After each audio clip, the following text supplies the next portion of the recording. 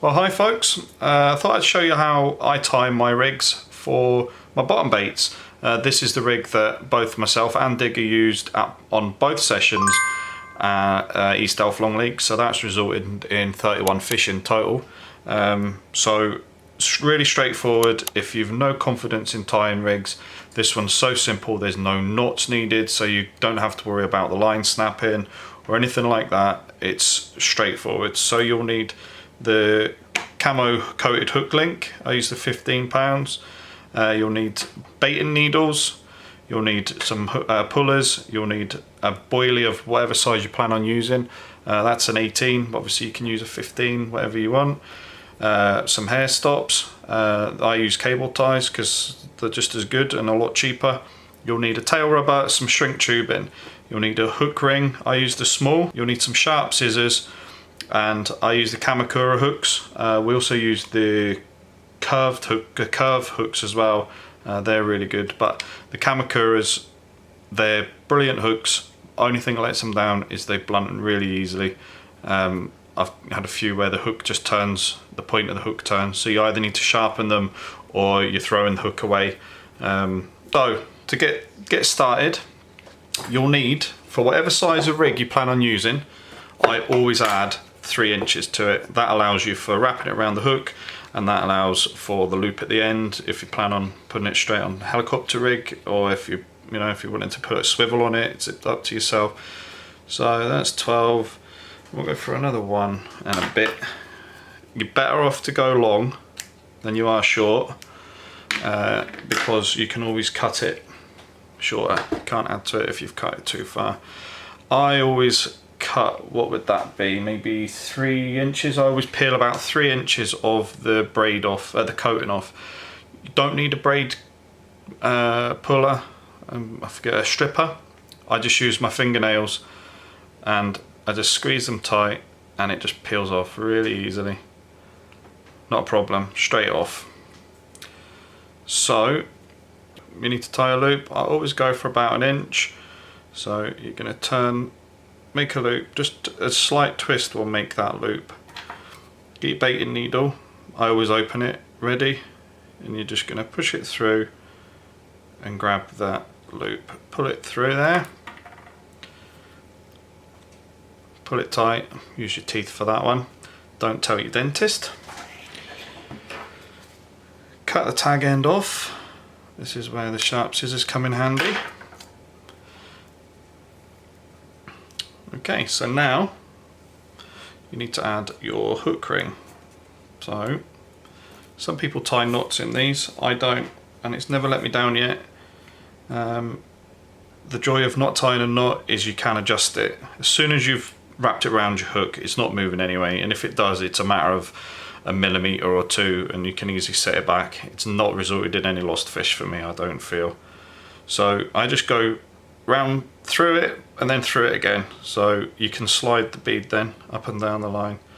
It's not as easy on the coating, so you sometimes have to just manipulate it a little bit. But once you're on the braid, it slides up and down really easily, so you can set it to where you want it. So you get your boilie.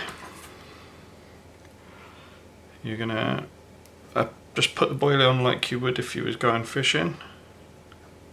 So like I say, it's just a standard 18mm boilie.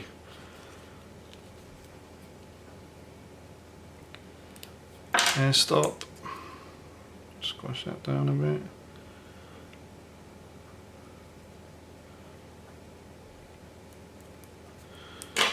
Cut that off. Perfect little thing, these. Tony, my mate Tony taught me that. Saves a fortune. Right, so then you're going to get your hook. In my case it's the Kamakura. These things are so sharp it's not even funny. I would not want to be the fish that got caught with these. I've had them in the side of my finger and it's not pleasant. So the way I'll do it is I go through the hook, through the eye, like the ring. Get the ring level with a barb. If you're fishing barbless, either go for the start of the turn or visualize where the barb might be on the hook. Always allow maybe 5mm from the bottom of the bottom of the hook to where the boilie is, you'll see there's that gap there. So this is the important bit. So you're going to go through the back of the hook. I go 1, 2, 3, 4, 5, 6, 7, 1 back up.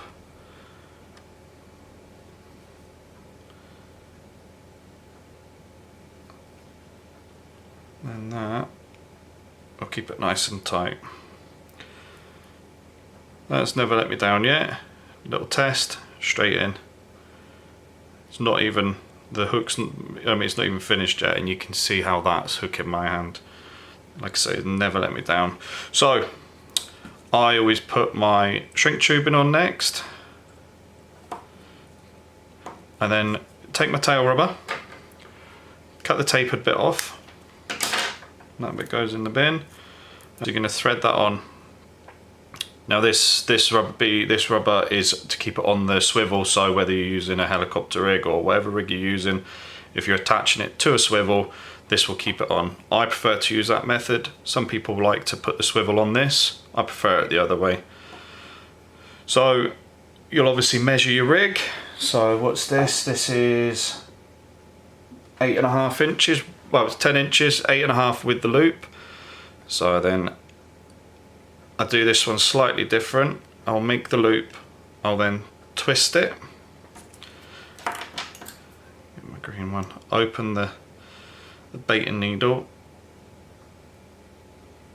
Pull that through.